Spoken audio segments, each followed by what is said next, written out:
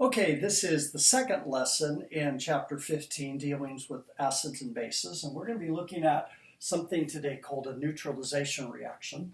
This is a lab technique which is called a titration. So if we were in class, we would do a lab now called a titration, where you would use neutralization of an acid with a base or a base with an acid to determine what the molarity of that other acid or base is.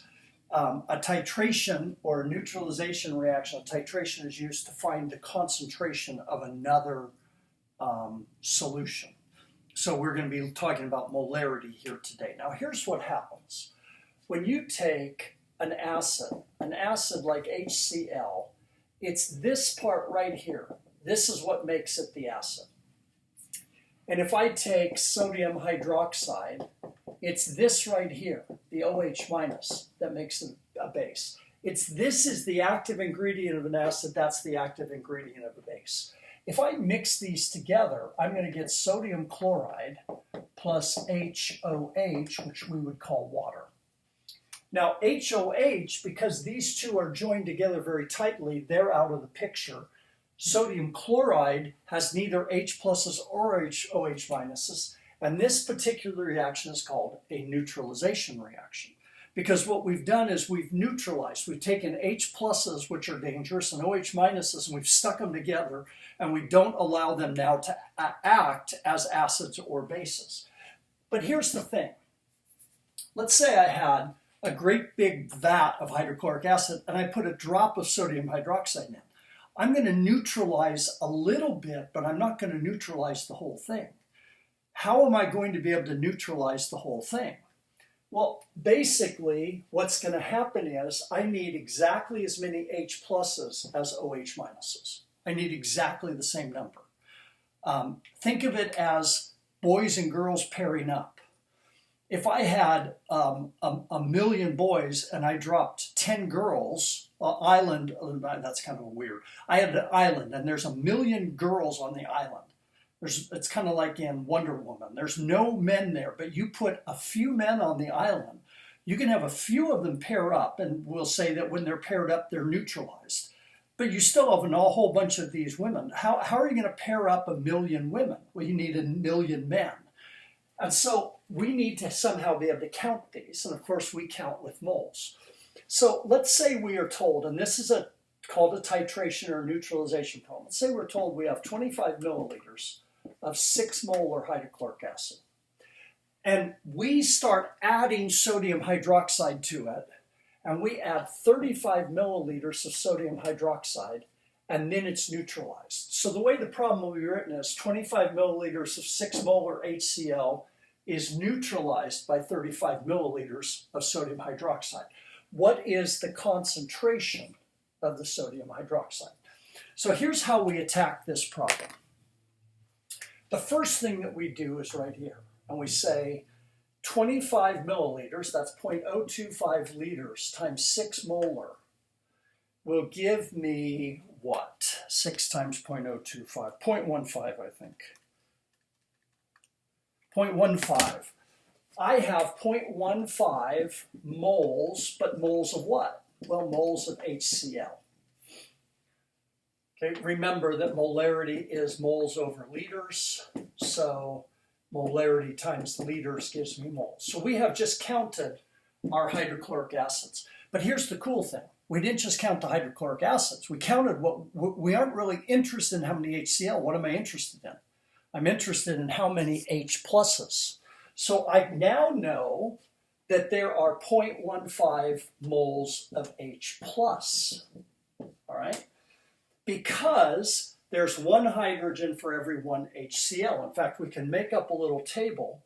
There's one H plus. If I have one HCl, there's one H plus for every one HCl. And that means I'll have a 1-to-1 ratio. And that means that I need 0.15 moles of OH to neutralize it, which means I need 0.15 moles of NaOH.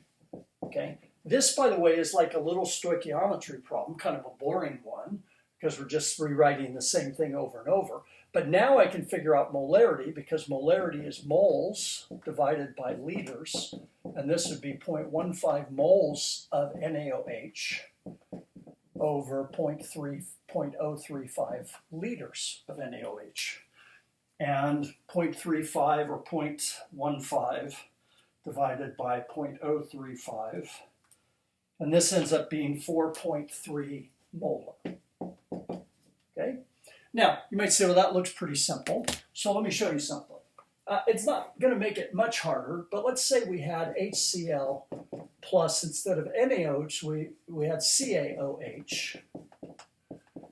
And I'm not even going to balance this. I'm just going to say what we would get is CaCl2 plus H2O.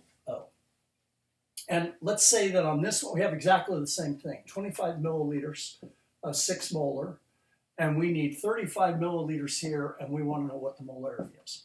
Well, we've already done the first part. We're going to multiply these two together, and we're going to get 0.15 moles of HCl. And that means we'll have 0.15 moles of H+. And that means we'll have 0.15 moles of calcium hydroxide. No, 0.15 moles of hydroxide. But now watch. There are 2 hydroxides in every calcium hydroxide. So if I did this, if I said I have 0.15 moles of hydroxide,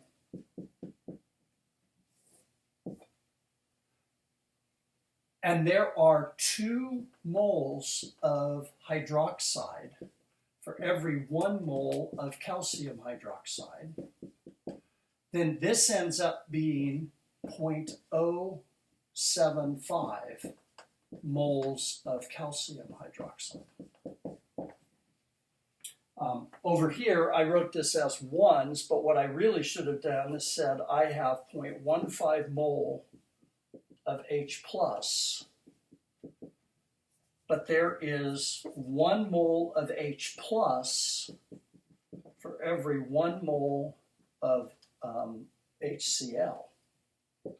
And then over here, the same thing.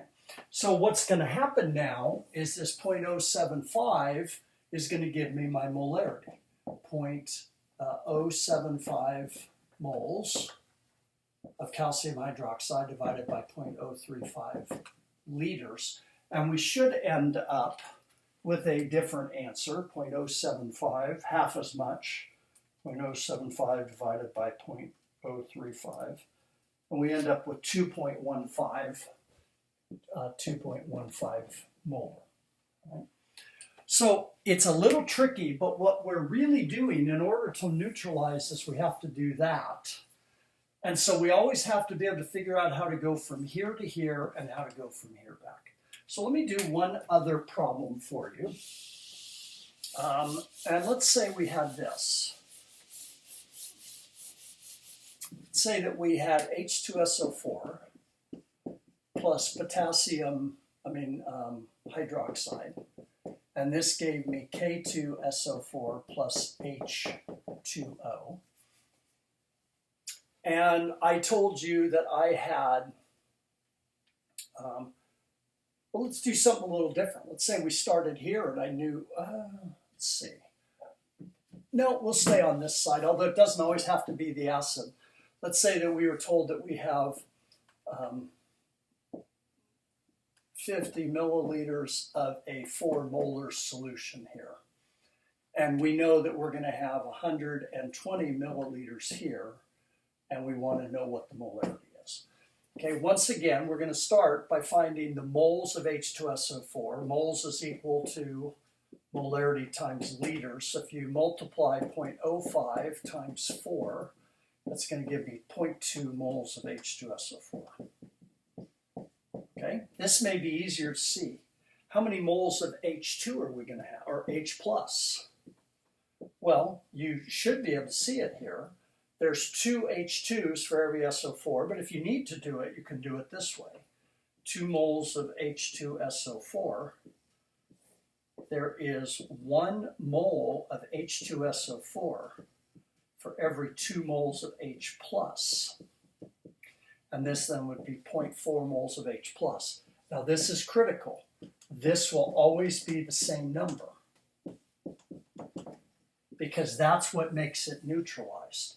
But now I want KOH, so what I need to know is how many moles of KOH. Well, it's a 1-to-1, but let's just do this. 0.4 moles of OH minus. There's 1 mole of OH minus for every 1 mole of KOH. So that number didn't change, and we would end up here with 0.4 moles of potassium hydroxide. And because of that, my molarity is moles divided by liters, and 0.4 divided by 0.12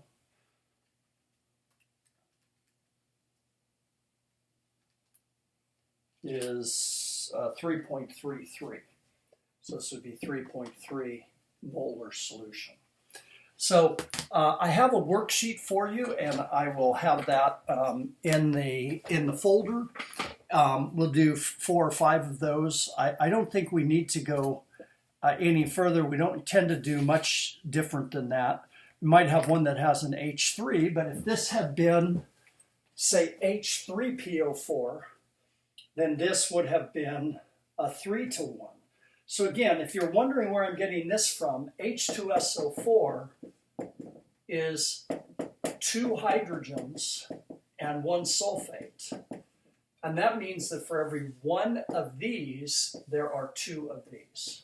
And that's all the neutralization reaction is actually asking us to do. So that is lesson 2. We have one more lesson. I have to talk to you about something called a Brunstad-Lowry acid and base, and that will finish up our semester. So